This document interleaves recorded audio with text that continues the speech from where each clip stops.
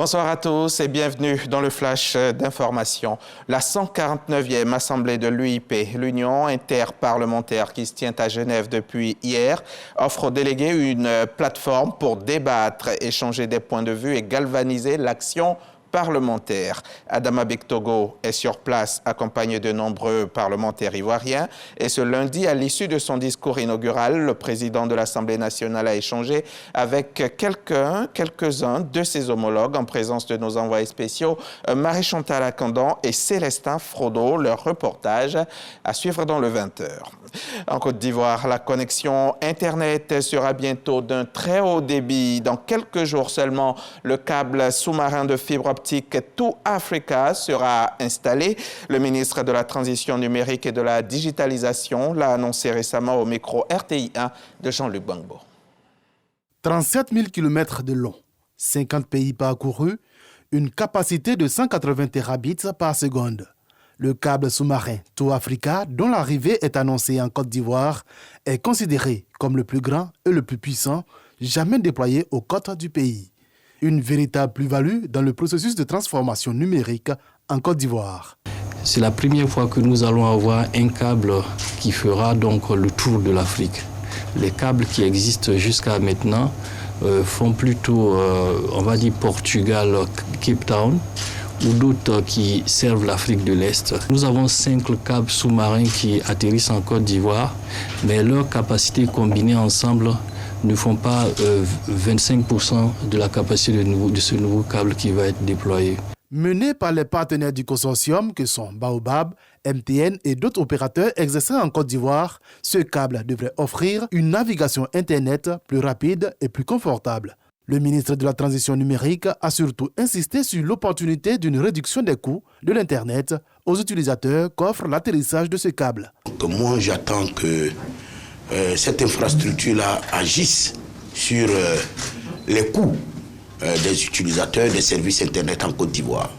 C'est quelque chose de fondamental. C'est pour cela que l'État de Côte d'Ivoire a facilité la mise en œuvre de ce projet important via la licence qui a été octroyée très vite et très rapidement pour que notre système numérique soit le plus résilient possible. 5 câbles sous-marins desservent déjà les côtes de la Côte d'Ivoire. En mars 2024, un incident survenu avait touché notamment 4 de ces câbles, paralysant durant quelques jours l'Internet chez 2 opérateurs de téléphonie sur 3 que compte le pays. La révision de la liste électorale se déroulera du 19 octobre au 10 novembre 2024 et pour une opération réussie avec la participation du plus grand nombre d'Ivoiriens, la Commission électorale indépendante poursuit sa tournée de sensibilisation. Une délégation de l'institution vient de faire une séance de travail avec les membres de la Chambre nationale des rois et chefs traditionnels qui sont, eux, invités à jouer un rôle crucial dans le succès de l'opération. Les précisions de Kader Sogodogo à suivre ce soir dans le 20h.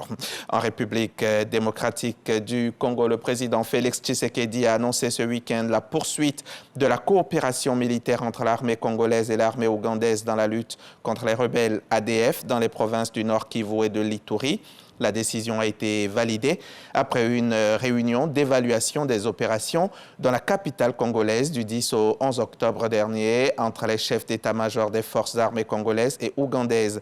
L'annonce de la poursuite de cette coopération militaire intervient alors que l'Ouganda est accusé par la société civile de soutenir les rebelles du M23. Le dernier rapport des experts de l'ONU accuse l'Ouganda même d'avoir facilité des réunions des cadres du M23 et AFC en Ouganda.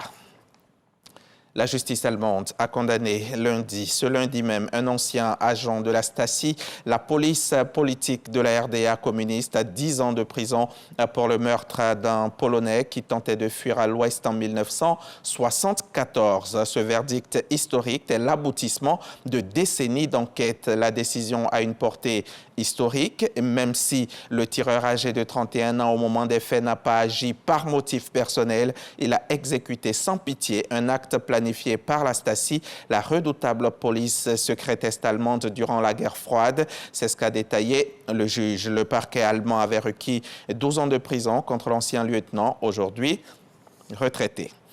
Ce lundi 14 octobre, la justice russe a condamné à 3 ans de prison le Français Laurent Vinatier, détenu depuis juin et accusé de ne pas s'être enregistré en tant qu'agent de l'étranger. Le tribunal a décidé de déclarer Vinatier coupable et de le condamner à une peine d'emprisonnement d'une durée de 3 ans. Voilà pour le flash. On se retrouve à 20 h.